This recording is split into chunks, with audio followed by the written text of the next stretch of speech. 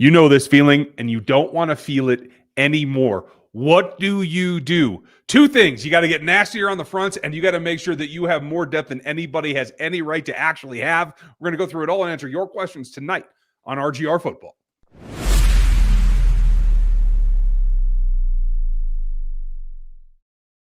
Welcome in, everybody. It is Monday Night Q&A here on RGR Football. Ryan going rogue and stuff in business. Except Dan's here. So, Dan, Hi, the man, guys. the guy who's fresh out of Indianapolis, does all the work for us. How you feeling, buddy? Welcome back. I'm doing good. I'm feeling okay. It was a long week. Obviously, we were the only people like doing the Monday to Monday block. Like it was, you guys, you get there on Saturday where I feel bad for the offensive linemen. No one cares about the offensive linemen. Like even the entire studios, the Bleacher Report studio, the NFL Network studio, all that stuff was torn down. There was nobody there to talk to the offensive linemen. I believe, and I'm going to tell you guys right off the top of the show, they should move the draft back. Move the combine back a day so that we actually get to listen to these and make the offensive linemen feel important. They're the most important. We all watched Super Bowl. We all watched it. One team was dramatically better in the offensive line, and one team had struggles on the offensive line. And what happened? Yeah. Offensive linemen need some love too. Let them be on Friday, okay? Let them be on Friday, or move them to the front.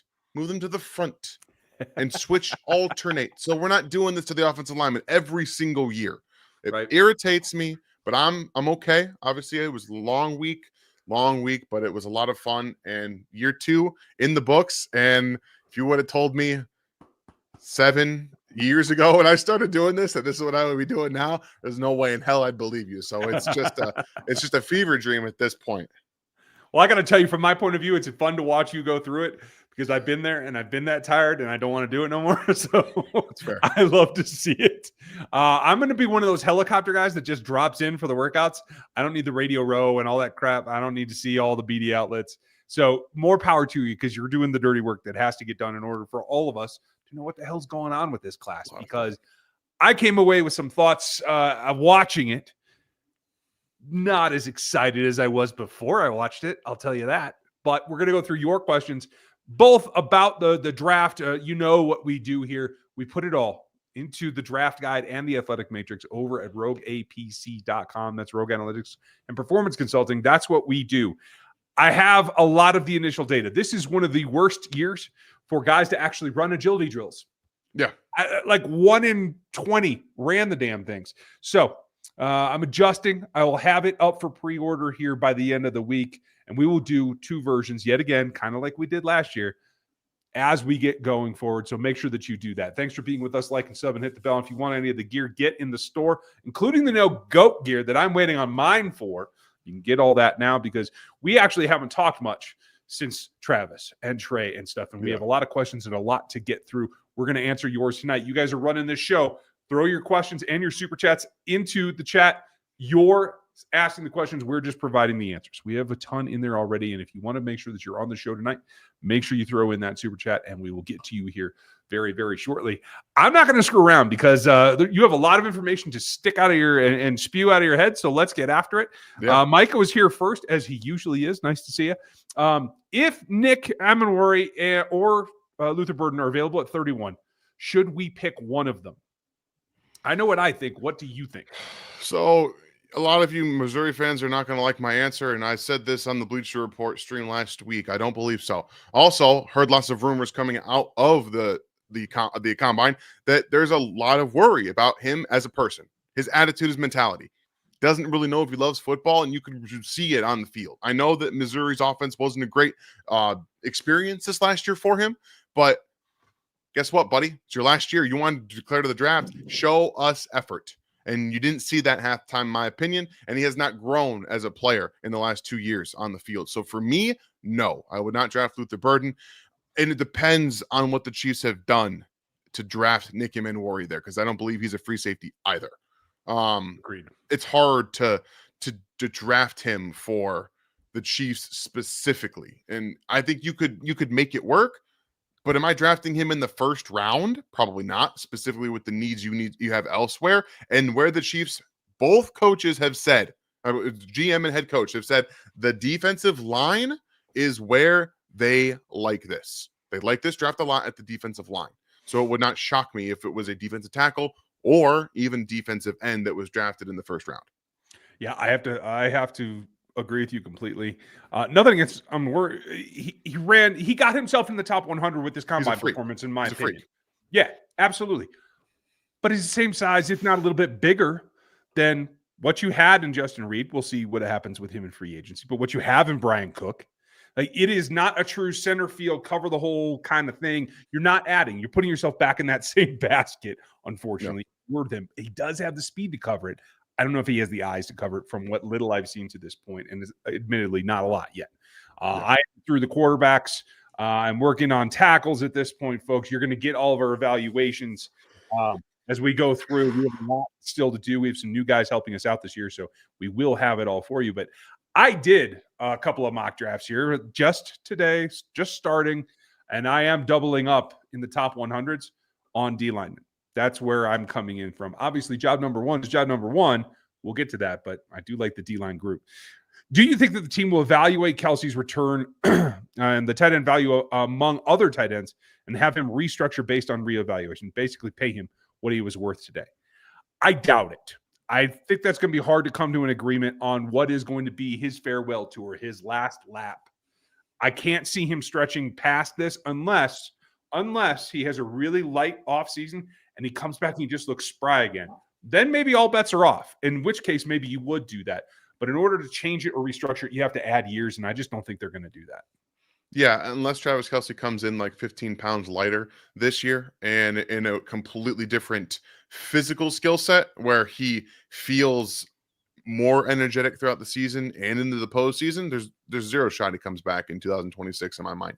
So that's going to be something you have to, like Ryan said, you have to be able to extend him, and they don't want to do that. No offense to Travis. They want him to go off into the sunset too. Like that no offense. Again, it's nothing against Travis. He had a fantastic year, a fantastic career. And it's very obvious at this point that football might not be it for him anymore. Like next year, awesome. Last season, it looks like they found the guy that's going to be going after that in terms of Rashee Rice, the guy that finds the soft spots over the middle of the field that can churn up the field and get yards after catch. Obviously, you still have to facilitate tight end, but I don't think this is a situation where you're going to see him get extended. Yeah, I think you are most likely correct. Sad to say that, but we'll reevaluate once we see him after this offseason. Let's see what he does. And Micah's, I'm going to skip you just for a second, Micah, just to get somebody else in here for a second. Dan, what's your perfect first-round scenario for the Chiefs from Minotaur? Thank you for being a member, Minotaur. Appreciate you, Minotaur. I like the depth at defense tackle. I do. I love it. If the Chiefs can't figure out their offensive line situation going into the draft, my perfect scenario is that someone falls. Realistically, somebody falls in an Ariante Ursery. Now, Ariante helped himself a lot, and a lot of people were questioning his athletic ability. I didn't ever question it. He's a big man. He's 330 pounds. He ran a great 40, and he looks fantastic on the field. That is exactly what you're looking for in a left tackle of the future. He's going to be that for some team. I think he's probably going to be someone that gets drafted higher. You might see Josh Simmons come actually down a little bit as well. A little bit of arm length concerns there. I'm not personally concerned about it. I know everyone's going to talk about the Chiefs and their thresholds. They have thresholds until good players fall. I'm going to tell you that right now. Trent McDuffie is the ultimate thing. They love big cornerbacks with length. Okay, but a really good player fell down. They said we can't let this happen. Okay, now there's always going to be preferences with tackles, so you have to take it into consideration.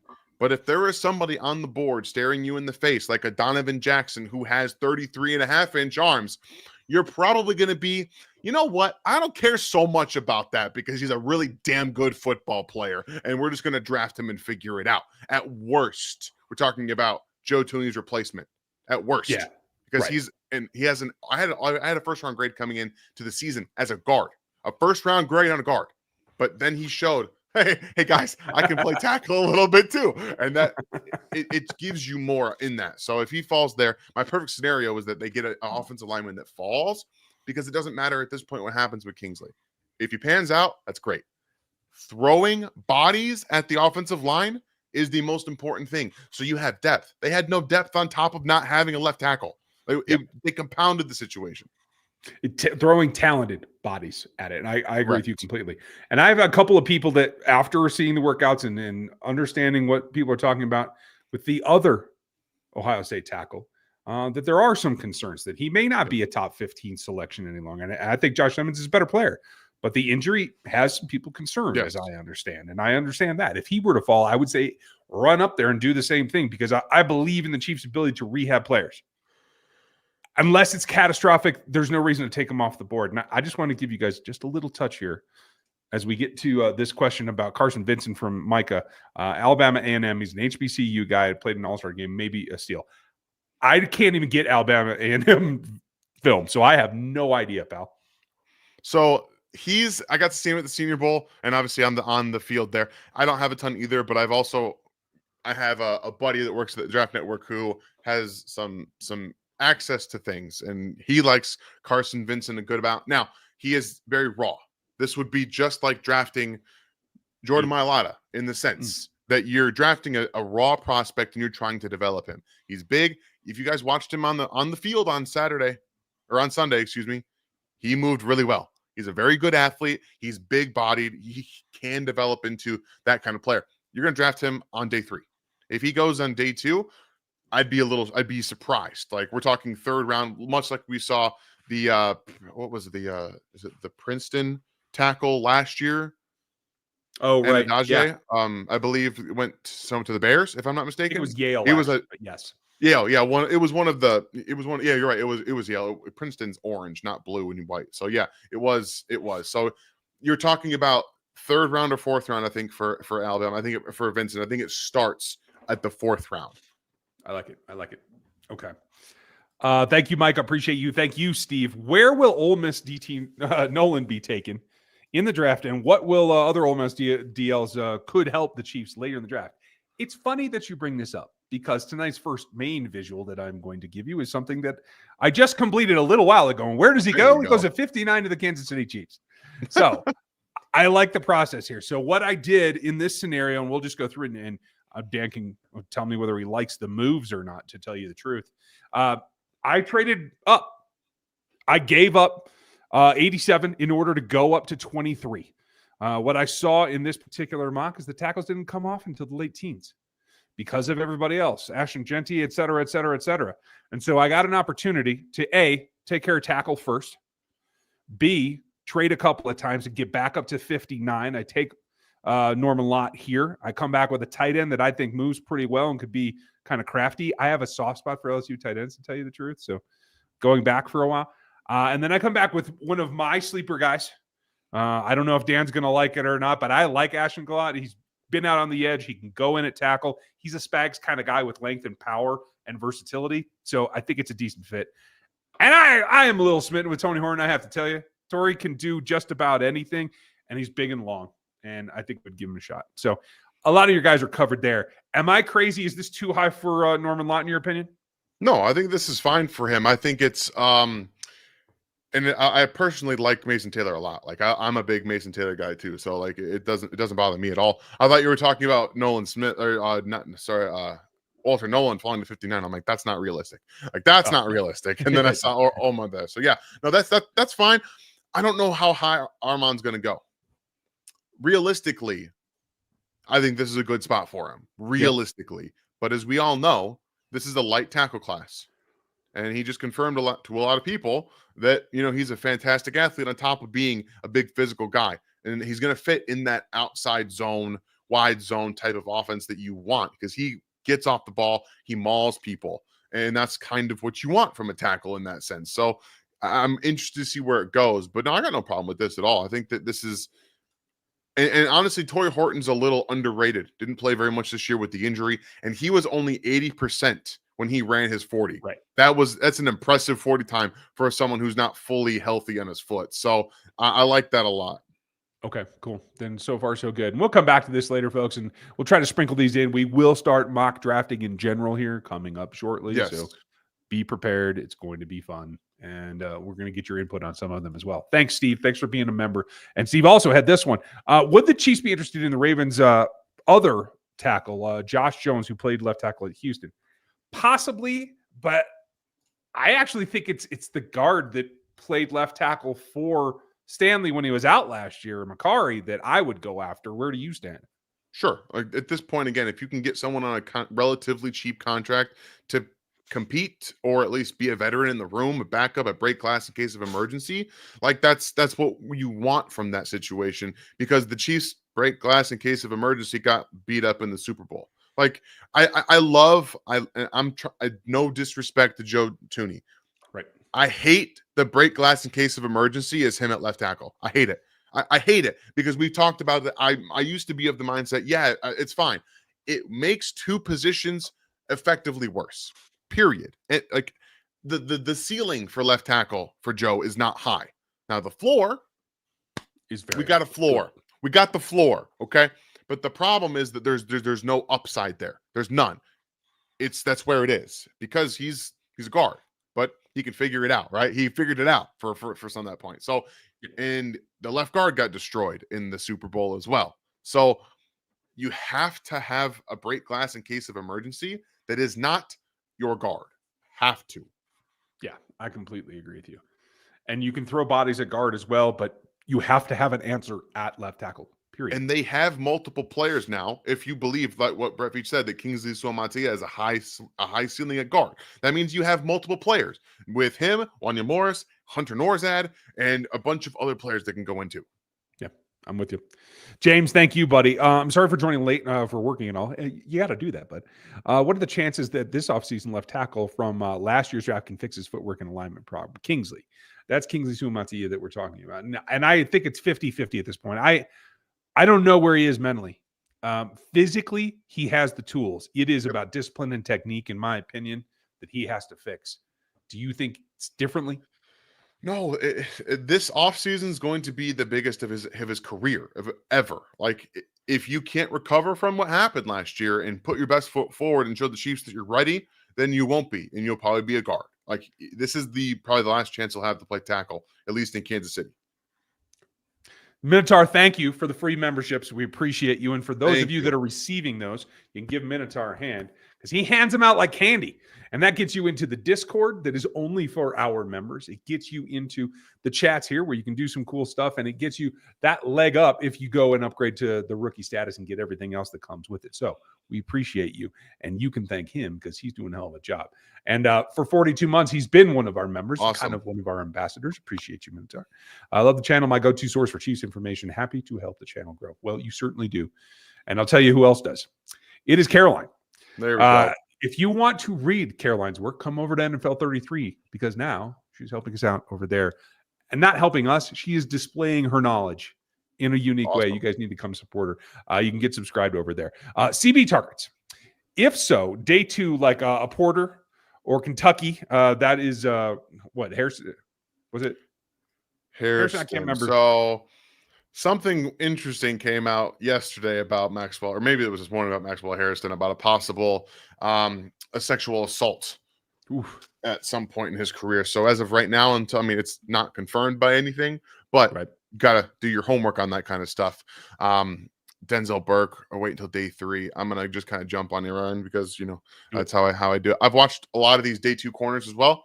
My favorite pick, I love Porter. He makes a lot of sense for the Chiefs. He's big, he's long, he can play man in zone, and he's gonna work. He's gonna tackle. He's got really good efforts, plays on his tape, right? But the plays like Trent McDuffie in the sense he's gonna be guy who can do all of it for you out of Cal. I just completely lost his name. That's awesome. I love when that happened. Noah Williams. Noah Williams out of Cal. Gotcha.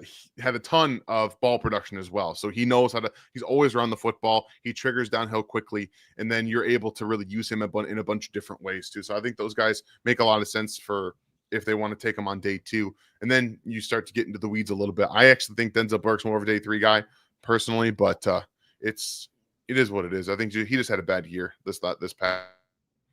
It happens. And, there's a lot, I think, of volume on day 3 for guys that the Chiefs can like. In the end, I'm looking for nickel. I'm looking for a nickel-specific guy right now. I know they have their type that they want on the outside, but I'd rather fill the nickel spot right now so you can keep Trent where he can make the most absolutely impact. Thank you, Caroline, and thank you for everything you're doing with us, folks. Check her out. She's over on NFL 33 with us now. Appreciate you. Des, thank you for the support, pal. Nice to see you. Do you think Connerly or Ursery, is that how I say his name, Ursery? I gotta start practicing that one, dude. Will be there at 31. Who is a better fit? Can either come in day one and start? Here's my issue with it, and then Dan will give you his breakdown because I'm just scratching the film on them. So they both do things that are good. Connerly in particular is getting a little love after this week. This whole class has short arms. I'm sorry. Everybody has short arms. We just saw what short arms will do to you in the Super Bowl.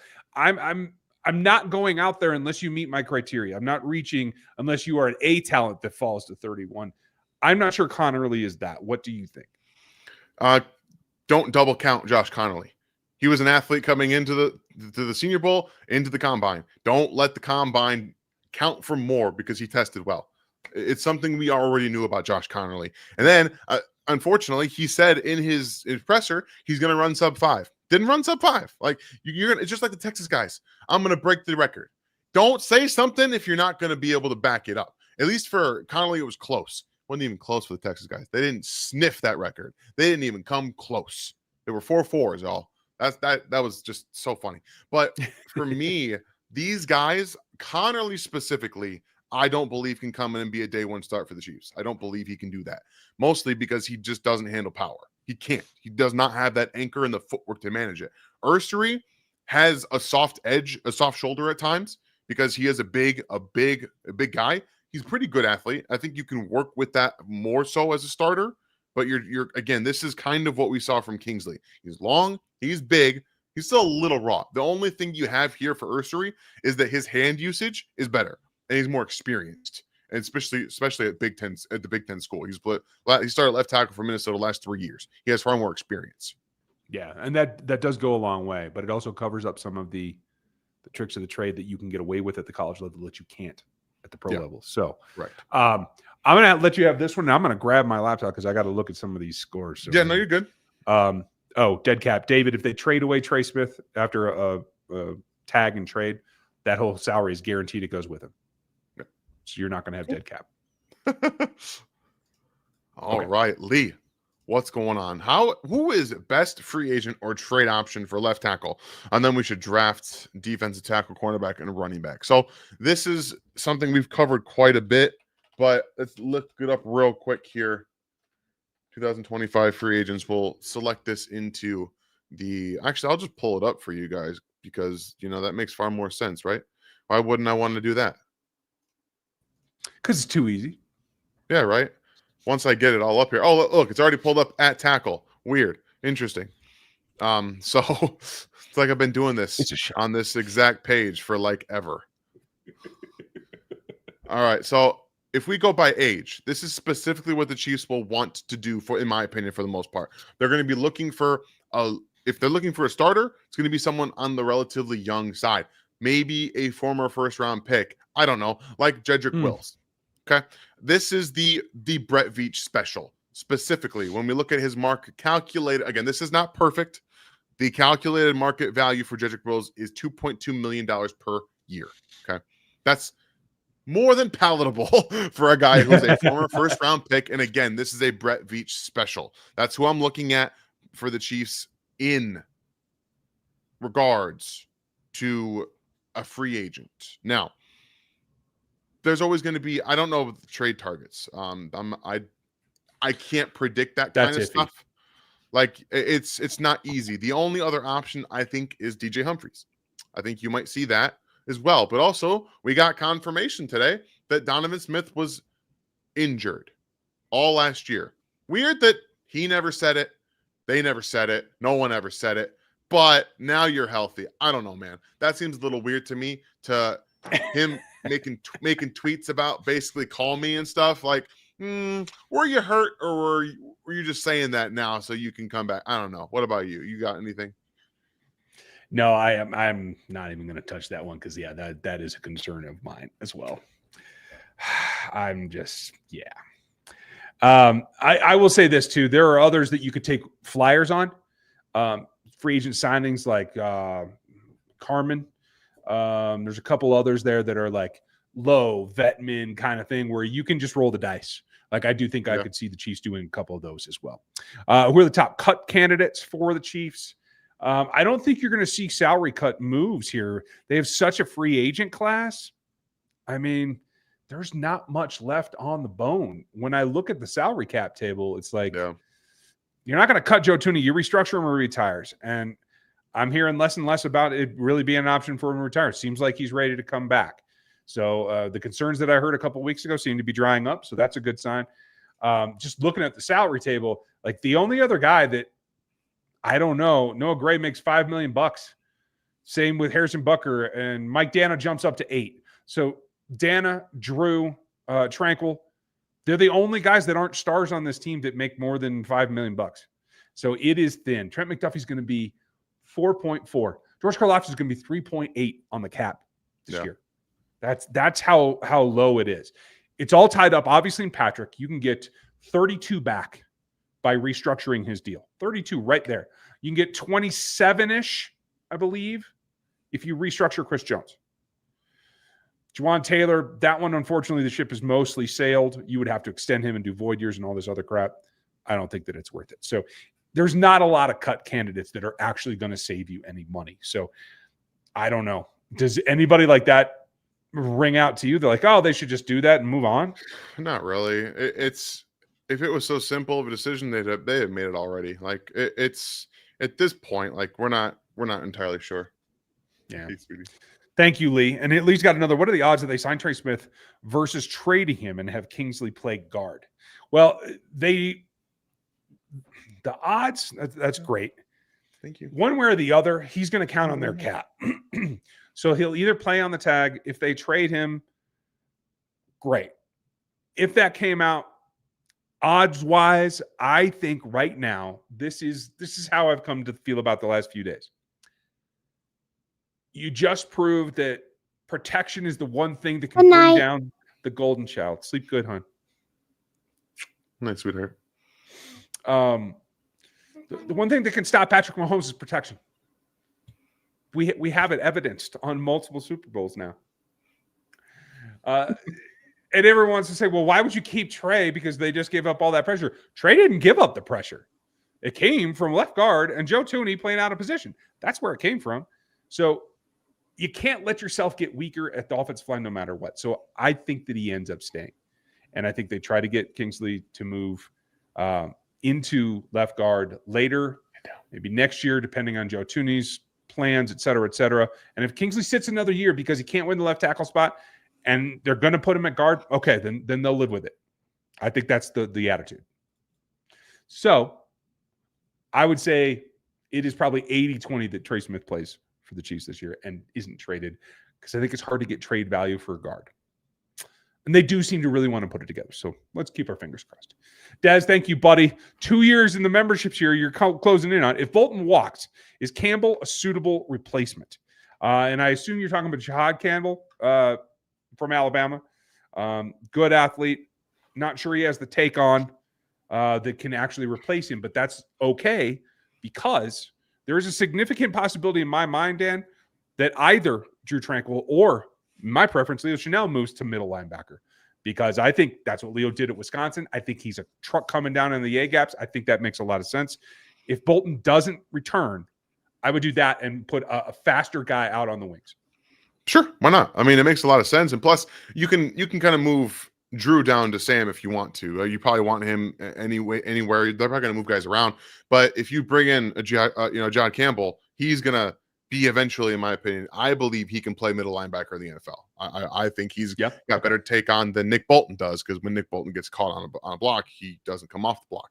He has to undercut it. So you have some of that too. The instincts are there in my mind. I think he's an extremely fast processor, and he's a better pass rusher, pure pass rusher than Nick Bolton is. Now, is it going to take some time to get there? Sure. He's not going to come in and manage what Nick Bolton did in his rookie season. So you can mess around with it a little bit. You can put Drew middle. You can put Leo at middle. And then you can kind of figure it out. But you would probably have to take Campbell in the first round. That's the thing.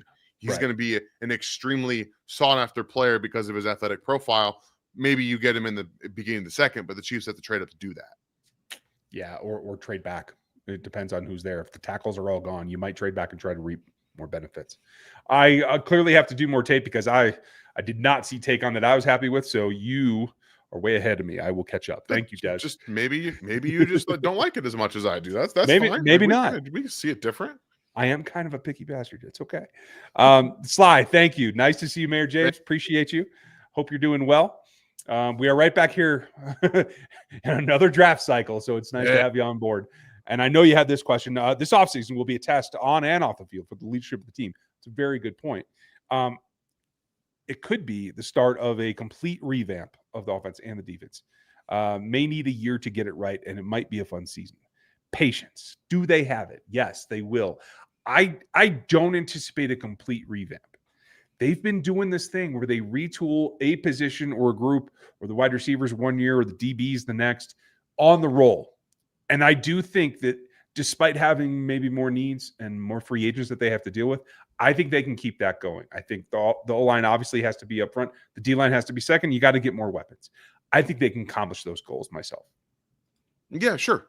It's just about how they can manage. I think this free agency period is what we're going to find out a lot in the next 2 weeks. Find out a lot about how they feel about what they have in-house and this draft. And again, if it's as upfront as Brett Veach and Andy Reid have said, they're going to be just stockpiling defensive linemen. Like that's what they're going to throw a bunch of talented bodies in there because there's lots of Spags guys too. There's lots of defensive tackle talent. There's lots of talented defensive ends, and they're just going to keep throwing those guys there. So you can figure it out. I think they have the patience to do it. My issue is that it felt like they got complacent at tackle. Like they felt, yeah, we'll fix it, but they got complacent and they said, well, we managed, right? Okay.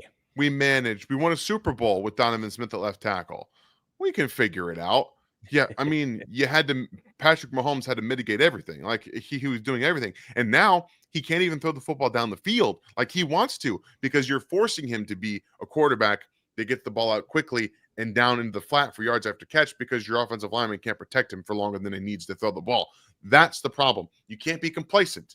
And you also can't allow players that you've already drafted to prevent you from drafting good players. I love Kingsley Suamata's as upside.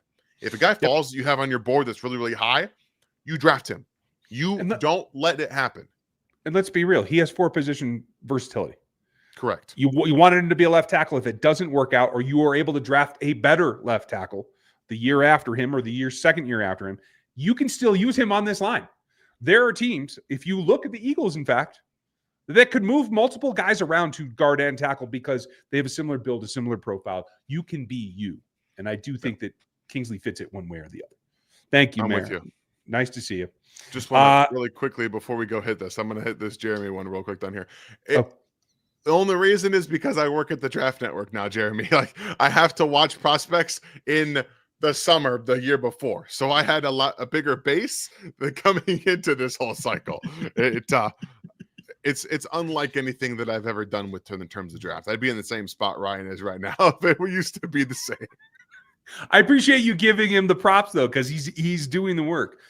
Nothing has changed for me. This is my normal process that I give you guys every year. It's just that Dan is a professional on the draft side now, and he's had to do it since July last year. Yeah. So it's the time. I've watched a lot of these guys.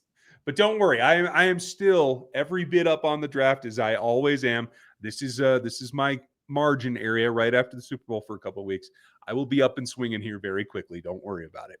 I've got a bunch going on right now as we speak. So I got you, Jeremy. I got you. Cody, nice to see you, buddy. Is Isaiah Bond a good fit for the Chiefs? Had a formal interview, but I'm not familiar. I was a little surprised by it. What did you think? Absolutely not. I'm not a big fan of Isaiah Bond. I think he's a poor man's Xavier Worthy. I think that's what everyone wants him to be. Exactly. He's not as good of a route runner. He's not as fast, and he's not even as physical. He can't play as physical as Xavier. So absolutely not. And honestly, at this point, for guys who used to be teammates, this whole back and forth on social, I'm worried that they're not going to be happy in the same room together anymore. You know what I mean? They spend some significant time together. You know what I mean? So I don't know that I would throw it back into the fire. Hanneman, nice to see you. Fighting strap. I'm sorry. Well, at least you can't spread it, buddy. I appreciate your thoughts on the tag. I think the tag, my only thought is when you look at the landscape of what these guards are in this draft class, what is available, had you decided to let Trey go, there were, at least by my count, 4 other teams that were ready to offer him top of the market money. That's how good he is perceived outside of it. Maybe he's not the absolute 1,000% perfect fit in this system, but there are systems around this league, they would pay him more than the Chiefs will. Like, it is that dire for them. So again, don't degrade yourself. Keep your good players. I think it's smart. It's interesting. I'm interested personally in the tag, but mostly because of the way it treats the offensive line for this team. Like, I get it, but also that's a lot of money to invest in an offensive line that you still might have problems with. It's not great. I'm telling you, one way or the other, I think they end up getting more picks than they have now. There's 2 offensive linemen, there's 2 defensive linemen in this class by the time we're talking about this come May. That's my thought. So, and I'm going to continue to reflect that in most of my drafts. But Chris had a good question. Would you be mad if the Chiefs drafted wide receiver with the first round pick? The only way that I would not be absolutely viral about being angry about it is if they shorted up with some free agent or trade that I actually think can correct the situation. Yeah, if they draft a wide receiver in the first round and they haven't touched defensive tackle or offensive line in the offseason, then yes, I'd be pretty mad. But again, if you're talking about someone that drops to them and they have kind of addressed it and maybe they have confidence in what they've done, if Matthew Golden is staring you in the face and you don't have Hollywood Brown back, guess what? It's that's how I see it. I think Matthew Golden is right now what Hollywood Brown is in the NFL. What he was with the Cardinals and what he is now, not with the Ravens, what he is now. That's how I see him. Like that's so I wouldn't be that mad about it if you've done your work on the offensive line and brought in some tackles and maybe you, I don't know, are going to do something in the second round and third round at defense tackle, but it's a very slim situation where I'd be like happy with it, you know? Yeah, I'm with you. Yeah, if tackle isn't squared away, you cannot take any other position in the first round, period. Agreed. I don't care. I think even defensive tackle is, if that's not squared away, you can't take another position either. And I just wanted to correct these. They're right. Bond transferred from Alabama last year, so he never played with Xavier Worthy. Oh, did he? Okay, I thought they had an overlap year. No, he played at Alabama the year before. Let's not piss in the cornflakes inside the wide receiver room, okay? So let's take it easy. Same concept. I just had a detail there. Even with the injury concerns, would it be okay trading up for Josh Simmons at left tackle in round 1? I would go up to 20 to get him and be comfortable with it. Only if your medical team has approved his condition.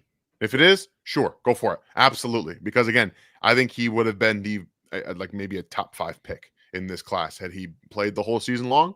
We're talking about a guy who would have been the first tackle off the board in my mind. I'm 100% with you.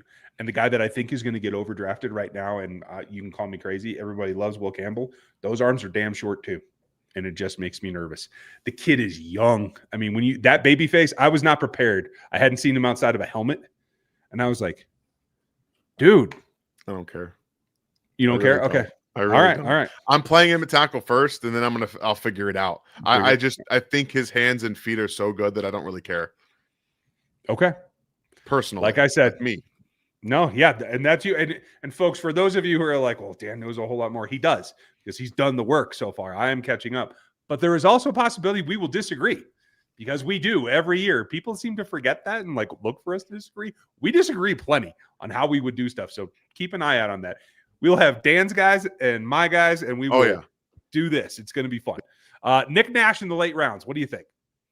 Meh.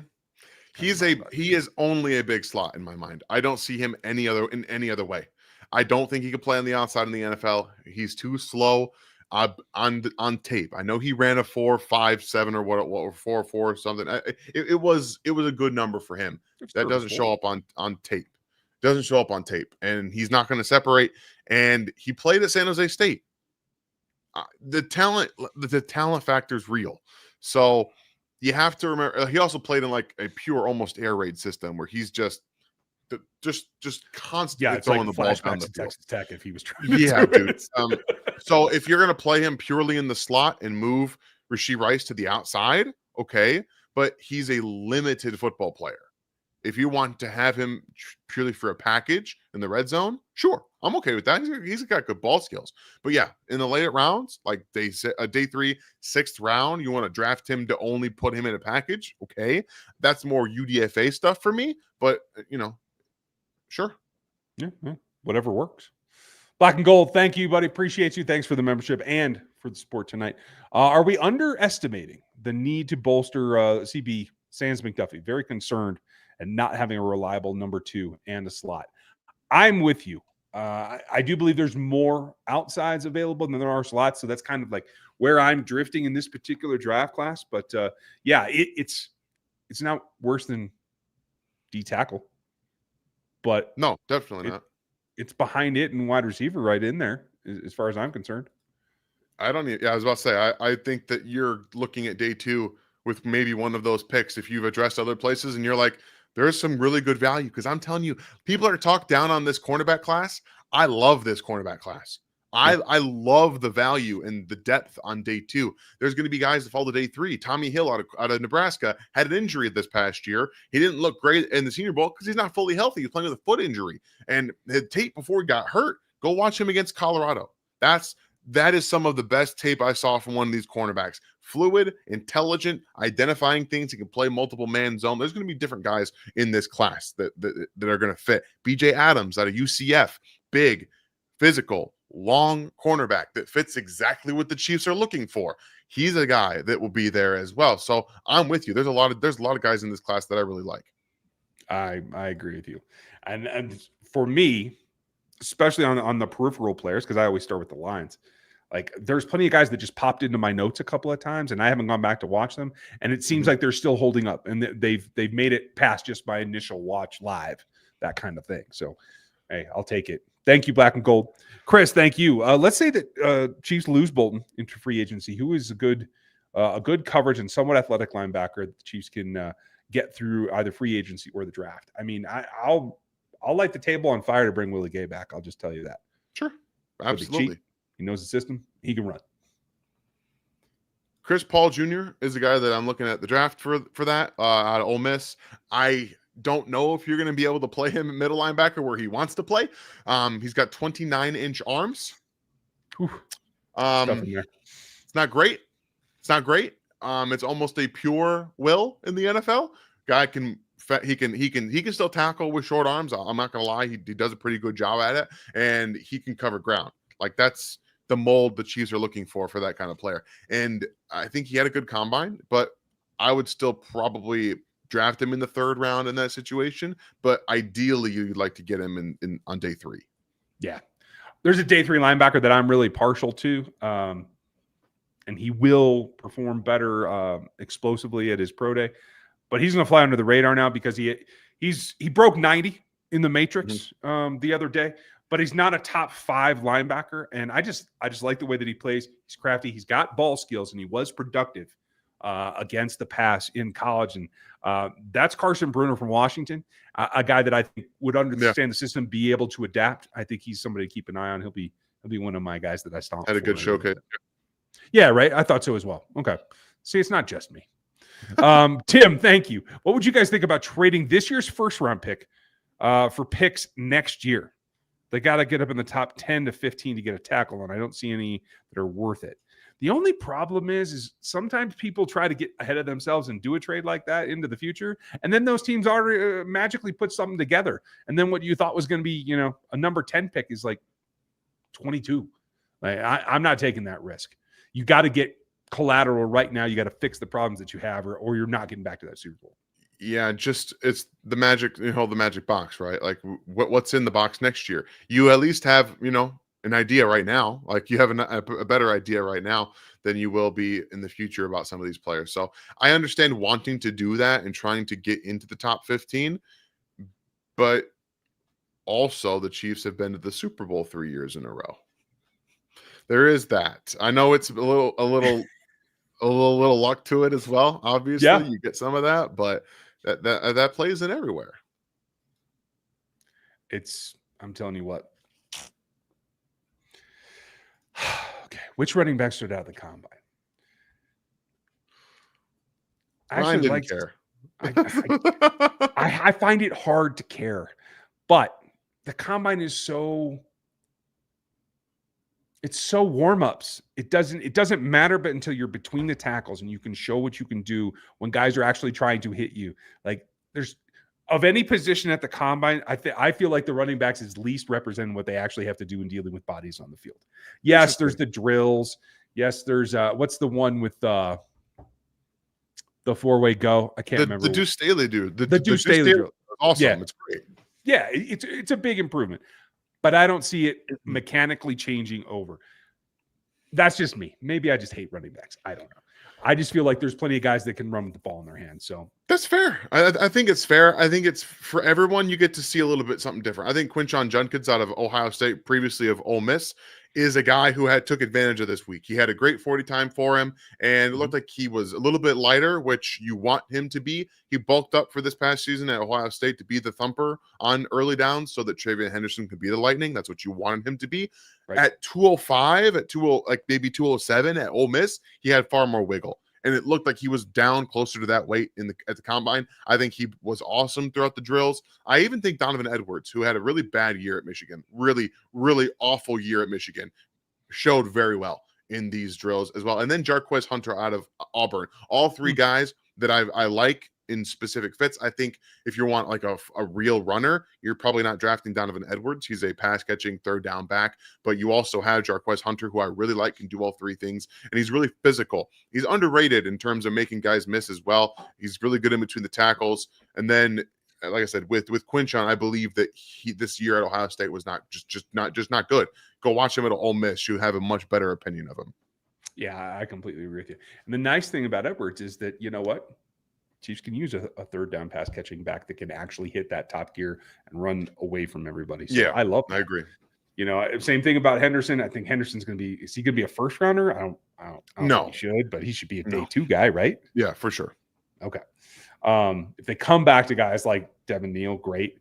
I'm looking at the list here, right? The other guy that like stood out to me, that showed me something that I liked, was Hunter. Yeah. Yeah. Yeah, you already covered him. Okay. What about Blue? I don't remember Blue doing anything in the game. He's small. He's got fumble problems, and he didn't even run as fast as he wanted to. Like, right. He is a complementary back. He's one of those undersized backs that cannot lead a backfield in my mind. Yeah, fair enough. Minotaur, hey guys, why is my NFL 33 only showing things as recent as 2024? Anything I can do? Well, Caroline's last piece just went out like a week ago. So I would say refresh. That's about all. Yeah, it's about all I can do. I'm not really sure, man. If it's not working, it might be IP address. I don't know. I mean, maybe. I'm an idiot when it comes to these things. You're doing fine, because that's where I was going to go too. Because this is what it is. This was Caroline's on the 24th. I had a piece the week before that. The Borgonzi stuff, like, yeah, it's all been coming. So check that out, and you can see our opinions. I have a piece that's going up either tomorrow night or Wednesday. So we'll keep it churning, but give that a refresh and see what you can find there, Minotaur. Appreciate you bringing it up. Des, thoughts on Anthony Belton? I have very few, so go ahead. Belton didn't have the best year in my mind. Coming into it, there was a lot of hype for 2024 for him. I actually thought his buddy, who he right tackle, Jacarius Peak, played better than him this year. He talked him up at the combine as well. It was cool to see that. He's going to be someone at right tackle for next year. I really like his game, like, a lot. Very, very good player. But for Belton, he's big, he's athletic, he's physical. He played very well at the Senior Bowl, in my opinion, and he used this combine as another opportunity to showcase. And I think he did well. You all know that the Chiefs have a top 30 scheduled for a visit with him, if not done already, in the coming days. So that's someone they want some more information, probably about why this season sucked so bad. Like, why was it not very good for you? All right, we coming into the season, what happened?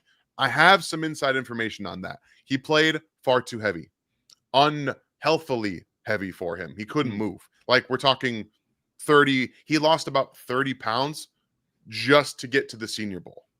and he lost a little bit more weight. So there was too much on him. So Yeah. he's down closer. And that's where is weight going to become an issue? They probably want to know, you're getting to the NFL. You're going to have money. Or are you just going to put on weight? You're going to be in Kansas City if we draft you. Are you just going to go to barbecue and just put on tons of weight where you can't move? Like these are realistic things that they have to know about. So if you are a weight problem, they need to know that. So I like him if he can stay at the weight that he's been at throughout this process. Okay. Hopefully that's not hard to like actually maintain now that you got there. Hopefully the dropping was the harder part. We'll find out what happens. Miss Brenda, nice to see you back. One of our long time members. Just a small thank you. Well, thank you back, Miss Brenda. We appreciate you. Bozzy, thank you for your support. Thoughts on Dylan Simpson, my draft crush. Another running back that I have not seen, so I got nothing. I like Dylan Sampson. He's kind of a jack of all trades kind of guy for me. A little bit smaller. He's quick. He's got good vision. I don't think he's an elite at anything. I think he's good enough at everything. And that's fine. I'm going to put him in a committee. I'll draft him 4th round personally. I know some people are higher on him. I'm just a little bit lower than consensus, I think. Okay, man. I do have to rewatch him again, though. Like I do have to rewatch him. Like that's going to happen. Yeah, I'm going to have to see him first as well. So, and real quick, I see Ted putting a ton of stuff in here about Hollins Pierce. All I know is that he's huge, 6'8" and 36-inch arms. I got nothing else. Good Lord, I'm not ready. Sorry, Ted. I got nothing else for you, man. 6'8" has a hard time playing at a level that doesn't give itself away to leverage against pass rushers. That's just a tough one. Unless he's a wide receiver and I don't know what I'm talking about. He's a mountain of a man at a tackle. Okay, gotcha. Thank you, Bozzy.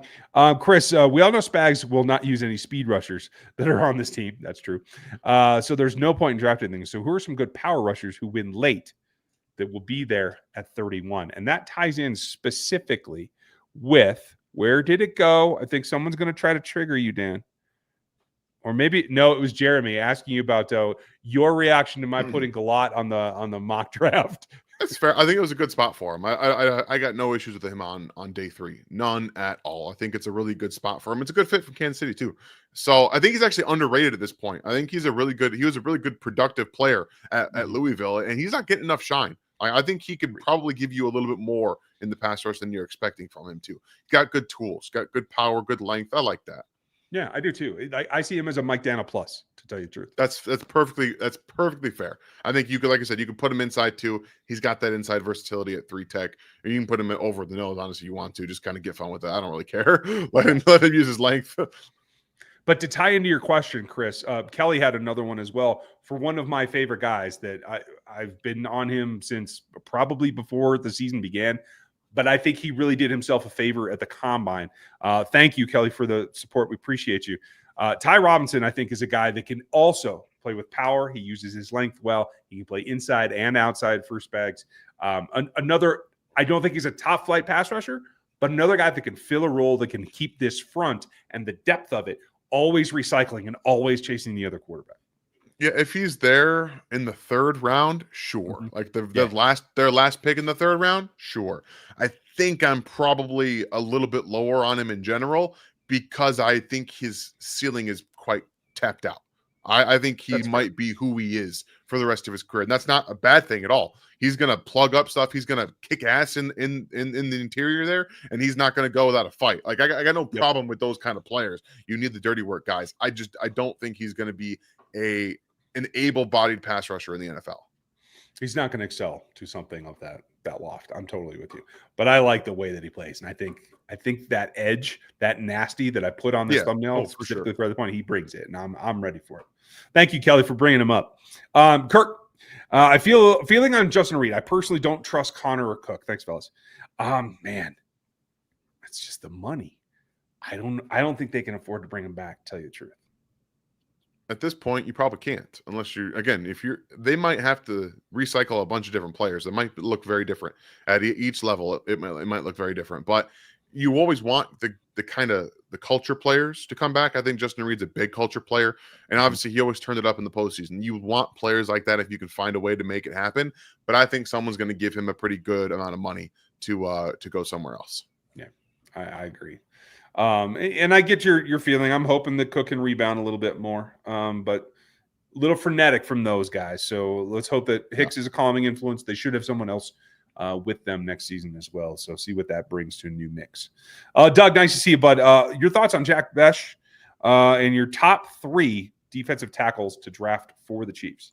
I don't have much thoughts on Besh other than his body control, I think, lends to him being able to do more things than I expect him to do. And I haven't watched a ton of his film, but you tell me if I'm wrong there. He seems to be more of a plus athlete than I give him credit for. No, I think that it's because he played tight end first. Like, he was a tight end coming out and played at LSU originally. And then he went to TCU. That's where you start to see him go to wide receiver. He understands like the nuances. I think he's got small hands, but extremely strong hands. He's one of the best hands catchers in this draft. He gives you a ton of effort. You can put him at reduced split all day long and have him block down on defensive ends. He does not care about doing dirty work. He will be that guy for you. So I don't know if he's necessarily a fit in Kansas City because of Rashee Rice, but also you have to remember that they only have one of those guys on the roster. So if you want to bring in another kind of person like that, he's not as gifted as after the catch. But I think he's a dirty work player. The problem is you're gonna have to draft him on day 2. I'm personally don't want to fit that in Kansas City on day 2, but he's gonna be a great NFL player for a long time. And I won't say great, maybe a good NFL player for a long time, but he's just a really good guy, really good kid, really good football player. I'm with you. As far as top 3 tackles, I have watched a bunch of them, not like to the point that I'm doing grades on them yet. But for my 3, I do think Mason Graham is the best. I'm not going to have much of an argument that I know there's some question marks about Nolan, but I would still put him 2. And I'm a Malik Williams guy as 3. That's the order that Tylik Williams. Yeah, sorry, Michael versus Tylik. Those are the 2 that I keep. I'm going to mess it up all the way into Michael Williams. Yeah, it's the Y that's totally screwing me in their names. But yes. I would put Williams 3rd for me. I don't know what you think. I love Tylik. I love Tylik Williams a lot. I think he makes a lot of sense for Kansas City specifically. I know people love Kenneth Grant. You guys go back, watch my Kenneth Grant breakdown. I understand the upside. I absolutely do. I think he's a little overrated. I understand drafting him in the first round based off the traits. But if you have Mason Graham giving you a bunch of one-on-ones and you're not winning them as a pass rusher, I have lots of pause. Yeah. Because then you're going to walk in and have Chris Jones get doubled and not win your one-on-ones either. Correct. So I'm not here for that. The guy that's really intriguing to me that I have to go watch because everyone keeps pointing me at him is Deion Walker. Have you watched him yet? I'm out on Deion Walker. Are you? Completely out. I'm completely out. Okay. Fair enough. Thanks, Doug. Appreciate you. Sean, I know Ryan is not a fan of trading the first rounder. Yes, I know. But if you did make that trade, what player would it be for? If you're trading this number 1, who are you trading it for? It's only for a tackle. That's it. It's only for a tackle. And there might only be one to trade up for in Josh Simmons. Like, I love Ursery. I do. Yeah. I'm probably not trading up for him. I'll be honest about that. What about the Texas kid? I forgot his name so far. Banks. Jahdae Barron? Or Banks? Oh, Kelvin Banks. Kelvin Banks, too. I would. Yeah. Personally. Okay. I think he's a fantastic player. He's a good zone fit too. I think he makes sense in Kansas City. One that has the length they like. Yeah, my dog. And the dog agrees with me. I'm just saying, that's the way that just went. I'll throw one other name out there for you. If I'm trading this year's number 1, it might have to be like a Myles Garrett. Like I was about to say, maybe a player that's not a draft pick. Yeah, right. Yeah. But it's not Ronnie Stanley. I mean, obviously he's a free agent. Like I can't think of many that I would trade for at left tackle that they'd give up. And that feeds into Dez's question. Thank you, Dez. Appreciate you, buddy. Is a trade for Ryman from Indy or Braxton from Chicago realistic? And do these make sense? I think Braxton is playing above his shoulders, to tell you the truth. I don't think he can sustain that success, particularly in the Chiefs system. Ryman honestly has outplayed what I expected of him, but I still wouldn't give up draft capital for him. I think you can find players of those ilk in this draft. Agreed. And you might already have one on your roster, to be very honest with you. You might have and potentially better. Again, I'm going to go to the grave on this until it doesn't work out. I still think that Kingsley can be a starting left tackle in the league with a high amount of upside with his traits. So I'm going to go, again, I'll go to the mat on that. I don't really care, to be very honest with you. Okay. Michael Tyleek. Got to get this right. Ryman Raymond. That was what I did that draft cycle. There you go. Keep up the great content. Thank you, Daryl. Thank you, Daryl. Going on 4 years, buddy. We appreciate you being in here and always with the support. Thank you very much. We're at the hour, folks. We're going to get through the rest of the super chats. The last call. Sean Sides up here over 2 years now. Appreciate you. With this being a down year, as far as the talent needed positions, do you guys see the Chiefs packaging some picks and moving up, even though you will have fewer than 6 picks in this draft? I think, there's a way to correct that, and that's with multiple moves. But you have a very high quality second round pick in 63, and you have 65. You can move 1 and 2 and still have your normal top 100 selections. I think that's viable. I think that can get you to 20-ish, maybe a touch higher depending on the class or the depravity of the GMs involved. I don't know. I'll be honest. I want to move down. Yeah. I don't think there's a ton of value difference between 31 and 50. I'll be very honest. And you might be able to get multiple picks there. If someone has someone really high on the board, they'll fall down. And we're talking about maybe 5 picks on day 2. I'm very open to that.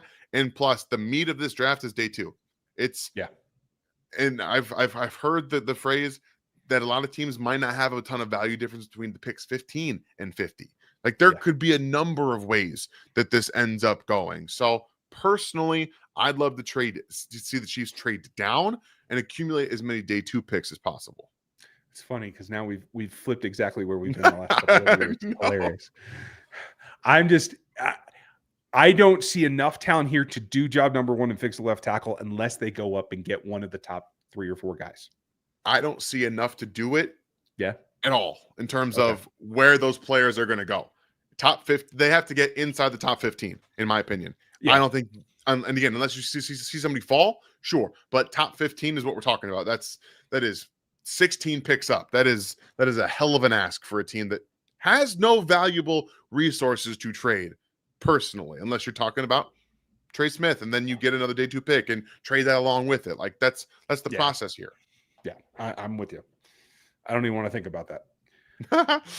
Thank you, Sean. Appreciate you. Dub Freak, thank you, buddy. Always here with the support. Thanks, guys, for your continued hard work every year. You got any fun stories from Indy, Daniel? The only one that I have is that I did see John Lynch and his entire staff do a shot. Like that's all the only fun one that I got. Like they did the whole. They were talking about something. I'm not entirely sure what it was, but I went out a few times. I wasn't as bold as some of these people staying out till 3:00. That's not really in my wheelhouse because I don't want to die on my weekend. Okay? I'm not trying to do that. Not my goal. I was not there, obviously, but I do have someone that I'm familiar with, a friend of a friend, I'll say, that got really bold at Elmo's and dug into the shrimp cocktail and regretted that real fast. Yeah, I did that the first year. We didn't get to go this year, but I'm okay with it. I like that stuff. It was definitely too. Oh man, it was. If you have any kind of sinus, anything, you will not have them anymore. Gone. Yeah, you got to be brave. I like it too, but it was funny because this guy thought he was tough. No joy. Dub Freak, thanks, buddy. Appreciate you. It's good to see you. Kathy, how about McCole Hartman?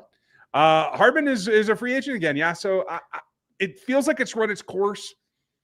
I said that last year before they actually traded some value for him. So what do I know?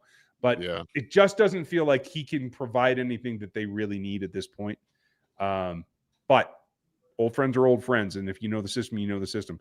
If Demarcus Robinson was floating out there, I think they'd try to bring him back too. So you just never know.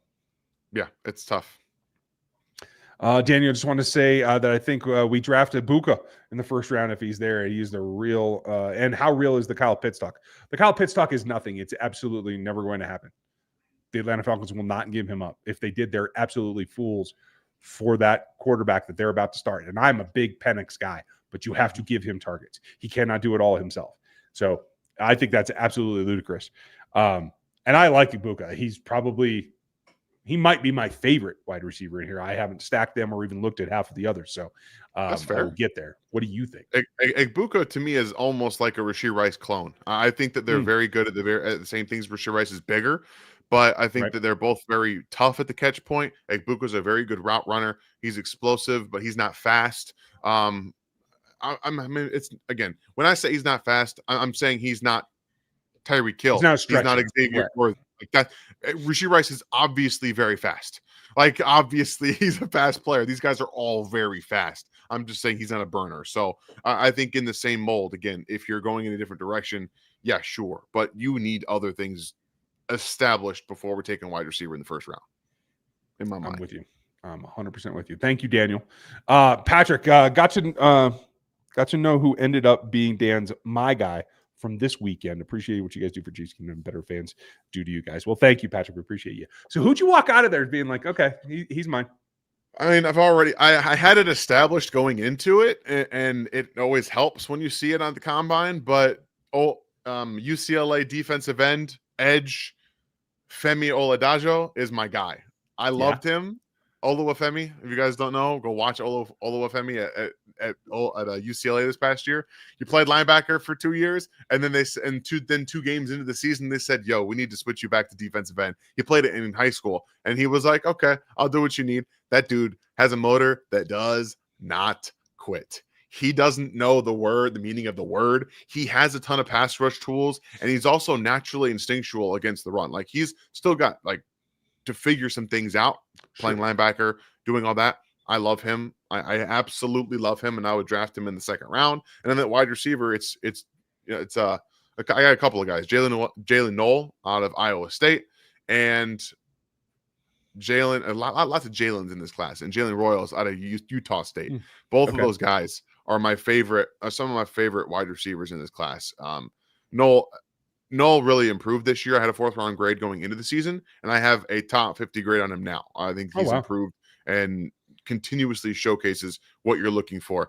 And Royals, I would draft over every wide receiver not named Ted McMillan and Travis Hunter.